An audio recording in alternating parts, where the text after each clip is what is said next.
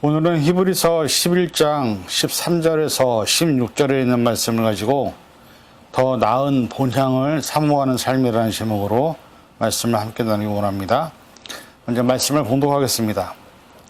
이 사람들은 다 믿음을 따라 죽었으며 약속을 받지 못하였으되 그것들을 멀리서 보고 환영하며 또 땅에서는 외국인과 나그네임을 증언하였으니 그들이 이같이 말하는 것은 자기들이 본향 찾는 자임을 나타냄이라. 그들이 나온 바 본향을 생각하였더라면 돌아갈 기회가 있었으려니와 그들이 이제는 더 나은 본향을 사모하니 곧 하늘에 있는 것이라. 이러므로 하나님이 그들의 하나님이라 일컬음을 받으심을 부끄러워하지 아니하시고 그들을 위하여 한 성을 예비하셨느니라. 아멘. 기도하겠습니다. 사랑해 주님, 우리가 지금보다 더 나은 삶을 바라고 원하는 것처럼 우리는 죽음 이후에 더 나은 본향을 사모하는 자들이 되어야 할 줄 믿습니다. 하나님의 심판 앞에 서게 되고 그 심판을 통해서 본향을 갈 것인지 말 것인지가 결정되는 상황에 놓여 있는 우리들에게 오늘 말씀을 통해서 더 나은 본향을 사모하는 삶이 무엇이며 어떻게 준비해야 되는지를 돌아보게 하여 주옵소서. 모든 것 감사드리며 예수님의 이름으로 간절히 기도하옵나이다. 아멘. 오늘 본문의 말씀을 통해서 세상보다 더 나은 본향인 천국에 대한 준비를 하는 우리의 모습을 함께 살펴보기를 원합니다. 사실 사람은 누구나 현재보다 내일은 더 나은 삶이 되기를 원하고 바라는 존재라고 해도 과언이 아닐 것입니다. 그래서 열심히 일을 하고 열심히 공부를 하고 또 사업을 통해서 번창하고 안정된 삶을 추구합니다. 그리고 지금 우리가 흔히 100세 시대라고 하는데 갈수록 수명이 연장되면서 이제는 은퇴 이후에 노후의 삶의 보장을 위한 노력과 준비를 하는 모습을 많이 보게 됩니다. 이처럼 사람은 누구나 현재보다는 미래를 준비하는 존재입니다. 그런데 아이러니한 사실은 대부분의 사람들은 현세의 시간 안에 대한 준비만 하다가 결국 아무것도 남지 않고 죽음을 맞이한다는 사실입니다. 사람은 누구나 더 나은 미래, 더 나은 삶을 추구하지만 갑작스러운 질병이나 여러 가지 천재지변으로 인해서 그리고 생각지 못한 사고와 팬데믹으로 인해서 그렇게 준비하고 노력했던 모든 것들이 한순간에 사라지는 허무한 인생이 되는 경우를 얼마나 많은지 우리는 잘 알고 있습니다. 재정적으로 또 조금의 유산이 있어서 자손들에게 남기게 되면 또 그로 인해서 자손들끼리 서로 분쟁과 소송과 끊임없는 갈등과 싸움이 있는 모습도 많이 보게 됩니다. 그렇게 노력하고 애를 썼는데 또 너무나 간절하게 눈물과 땀을 통해 이루어 놓은 것을 한순간에 잘못된 선택과 결정으로 잃어버리기도 하고 때로는 생각지 않은 죽음을 맞이함으로 인해서 내가 만들어 놓은 것을 내가 한 번도 써보지 못하고 다른 누군가에게 주어야만 하는 것이 바로 사람의 인생입니다. 그래서 우리는 이런 고백을 듣게 됩니다. 야고보서 4장 14절 내일 일을 너희가 알지 못하는도다. 너희 생명이 무엇이냐? 너희는 잠깐 보이다가 없어지는 안개니라. 즉 우리의 인생이 없어지는 안개와 같은 그런 인생이라는 것을 성경은 말씀하고 있습니다. 전도서 1장 2절 전도자가 이르되 헛되고 헛되며 헛되고 헛되니 모든 것이 헛되도다.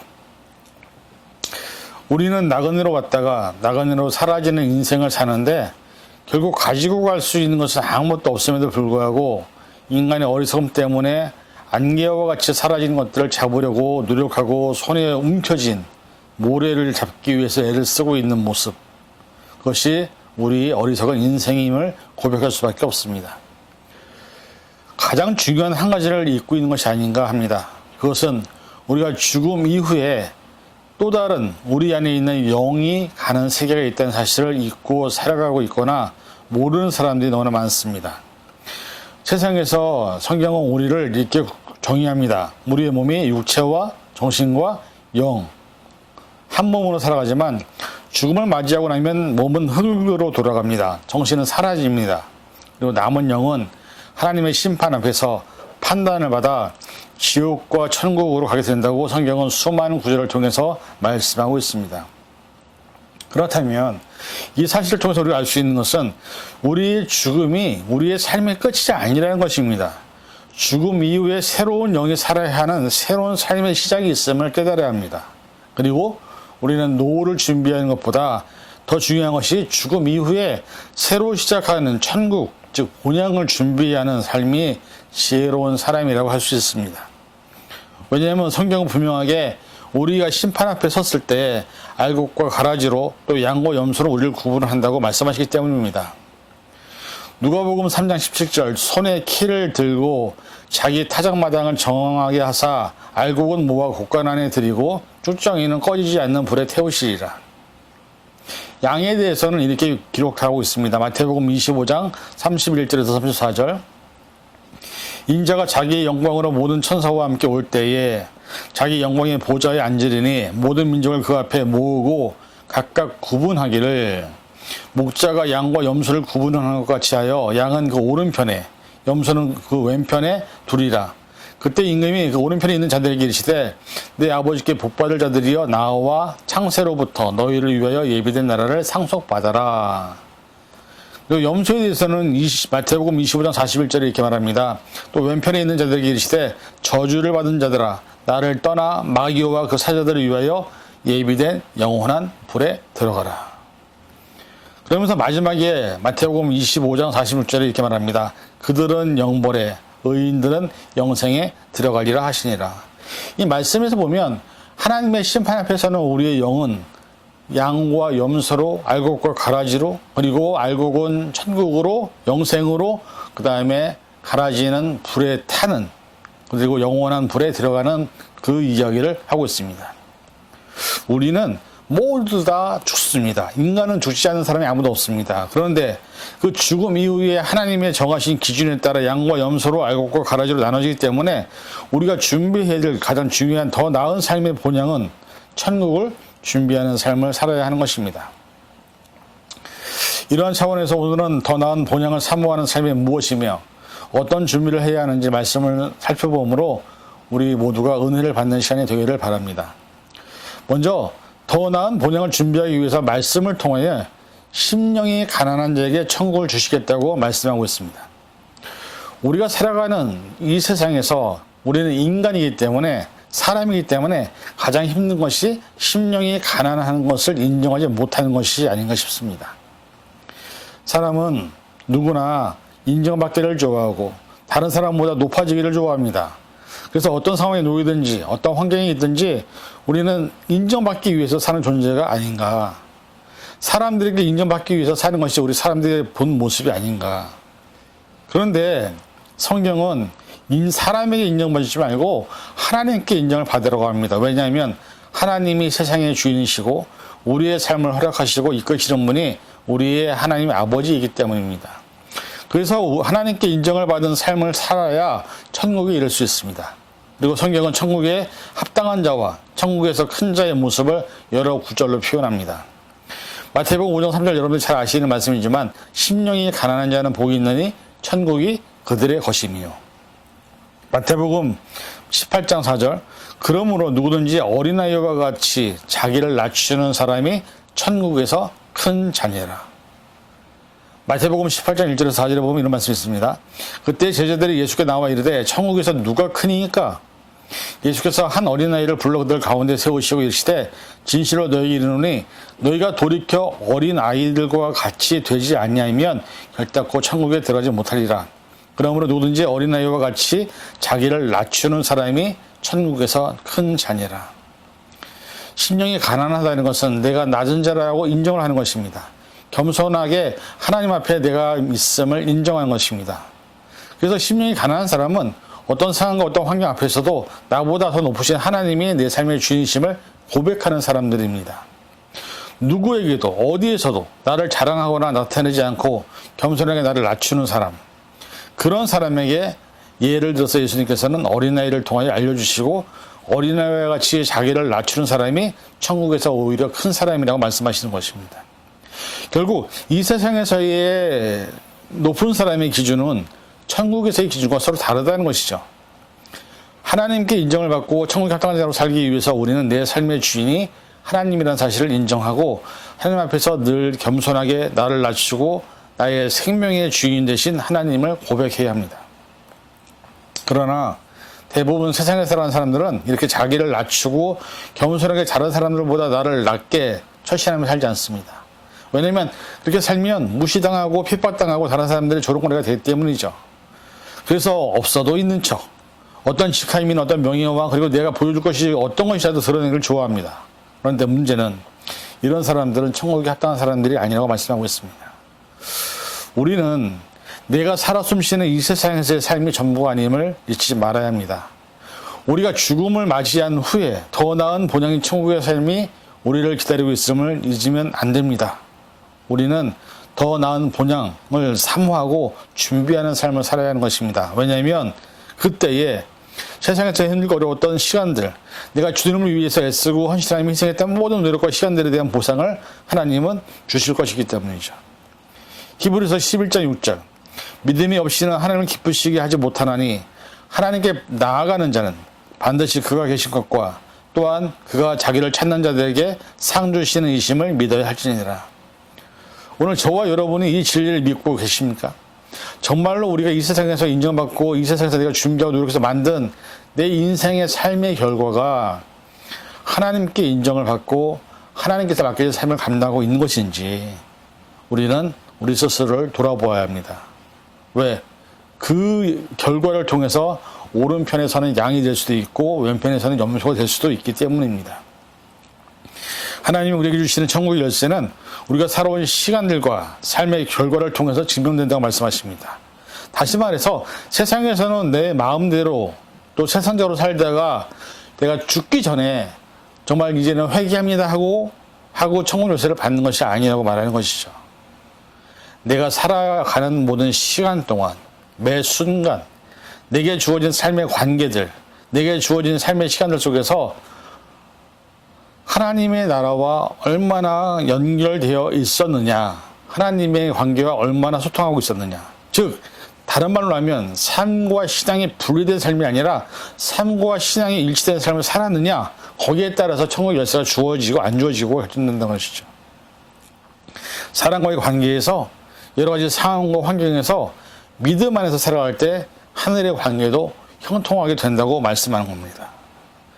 마태복음 16장 19절, 내가 천국 열쇠를 내게 주리니 내가 땅에서 무엇이든지 매면 하늘에서도 매일 것이요 무엇이든지 풀면 하늘에서도 풀리리라 하시고, 자, 이 말씀 뭔지 아십니까? 신앙생활을 하면서 우리가 하나님만 잘 믿으면 되지, 나만 신앙생활 잘하면 되지라고 생각을 하는데 그게 착각이라는 겁니다. 내가 내뱉은 말이나 내 행동 때문에 누군가 상처를 받고 누군가 믿음에서 떠나고 또 나만 믿으면 좋으면 되지라고 한다면 우리는 그것이 바로 땅에서 푸는 것이 아니라 매이는 것이고 그 매임이 하늘과도 연결되어 있다는 것이죠. 그래서 나도 모르게 다른 사람들에게 상처와 아픔을 주고 있는데 그것을 인식하지 못하는 모습 때문에 우리가 신앙 공동체에서 얼마나 많이 어려운지 모릅니다. 성경은 우리가 세상을 살아가면서 나와 관계된 모든 행동과 삶의 환경과 상황에 대한 것들이 하늘과 연결되어 있다고 말합니다. 즉 땅에서도 단절되고 힘들어지면 하늘에 계신 하나님과도 그런 관계가 단절되고 힘들어질 수밖에 없다는 것이죠. 그래서 우선순위가 하늘이 먼저가 아니라 내게 주어진 삶의 자리에 있는 환경과 상황 속에서 풀어야 하나님의 관계도 풀려진다 말씀하고 있는 것입니다. 즉 나와 함께 있는 사람들, 나와 관계된 모든 상황들, 환경들 속에서 내가 먼저 낮은 자로, 섬기는 자로, 또 희생하고 살아갈 나는 자로 살아갈 때에 천국의 열쇠가 내게 주어진다고 말씀하는 것입니다. 얼마 전 뉴스에서 이런 이야기를 들었습니다. 미국 사람들 65% 이상이 이제는 집에서 혼자 예배를 드리고 교회에 등록하지 않아도 되고 가정 중심으로 온라인 예배로 하나님과의 관계를 충분히 유지할 수 있다고 믿는다고 합니다.